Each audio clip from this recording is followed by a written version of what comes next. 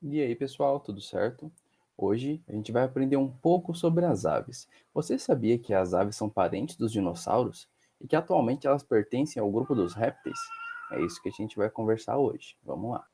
As aves surgiram no período Mesozoico, também conhecida como a Era dos Répteis, a partir de um grupo de dinossauros carnívoros e bípedes de pequeno porte que se locomoviam muito rápido no solo. Atualmente, as aves encontram-se no grupo dos dinossauros terópoda, mas qual a semelhança entre eles e por que as aves foram realocadas?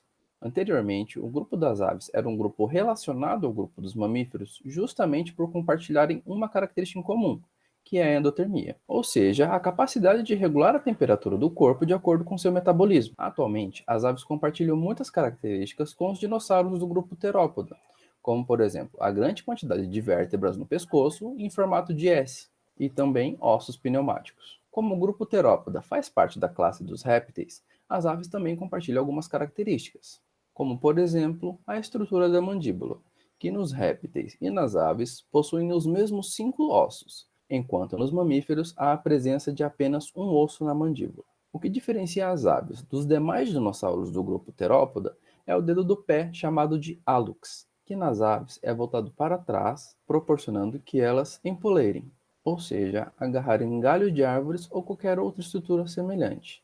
As galinhas, por exemplo, ficam no puleiro. Nos demais dinossauros, essa estrutura é virada para frente. Aqui nessa imagem, nós podemos identificar o hálux de algumas aves, essa estrutura circulada em verde, como por exemplo do falcão e do gavião. Alguns estudos indicam que a primeira ave a surgir foi datada de aproximadamente 150 bilhões de anos, e é esse fóssil à esquerda que nós podemos observar. Porém, outro fóssil mais antigo, datado de aproximadamente 160 milhões de anos, foi encontrado na China e passou a ser considerado a primeira ave, que é essa imagem que nós temos à direita. Repare na estrutura circulada em verde. São os hálux e estão virados para trás. Vamos então para as características das aves. Elas possuem alta taxa metabólica, asas como membros anteriores, vantagens de locomoção como o voo. Vamos conversar um pouco também sobre a estrutura das aves e sua reprodução. As aves possuem uma taxa metabólica muito elevada, mantendo a temperatura do corpo constante. A regulação dessa temperatura se dá por meio da respiração. Por isso, é comum que algumas aves fiquem com o bico aberto com frequência justamente para fazer essa troca de temperatura. A segunda característica é a presença das asas como membros anteriores. Como nós podemos observar na imagem, a estrutura denominada cálamo é a parte da pena que fica dentro do corpo do animal. Em seguida, nós temos a raque, que é como se fosse a haste da pena, o que popularmente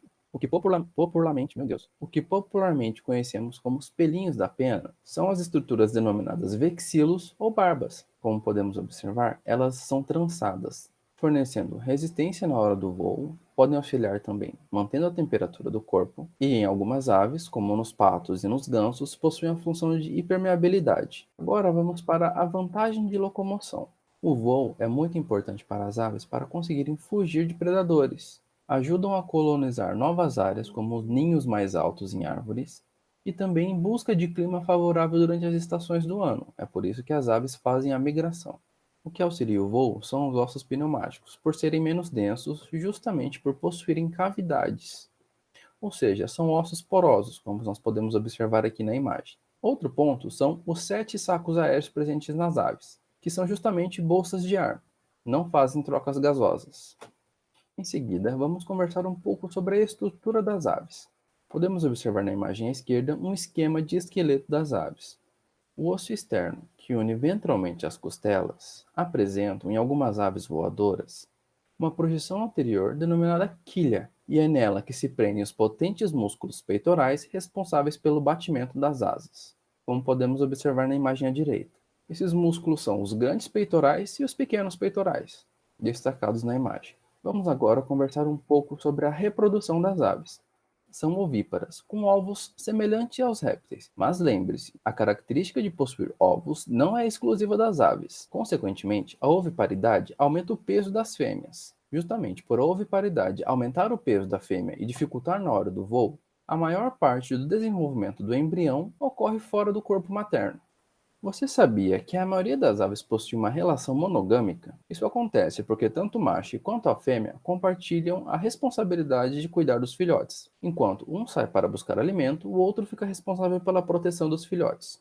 Um exemplo: se o macho tiver dois ninhos para cuidar, eventualmente um desses ninhos vai ficar sozinho algum tempo, aumentando a probabilidade dos filhotes serem predados ou não receberem alimento suficiente para o seu desenvolvimento. Agora vamos anotar umas coisas importantes. Todas as aves apresentam os membros anteriores como asas, mas nem todas servem para voar, como por exemplo as emas. Já os membros anteriores foram adaptados para andar ou nadar. O bico das aves é córneo e nenhuma delas possui dente. Eles são ocos e possuem queratina para dar rigidez. Uma característica exclusiva é que elas apresentam penas, e uma não exclusiva é que elas são ovíparas. A excreta nitrogenada desse grupo é o ácido úrico. Elas possuem audição e visão bem aguçados. E o responsável pelo canto das aves é a siringe, uma estrutura que fica localizada na crateia. Na crateia.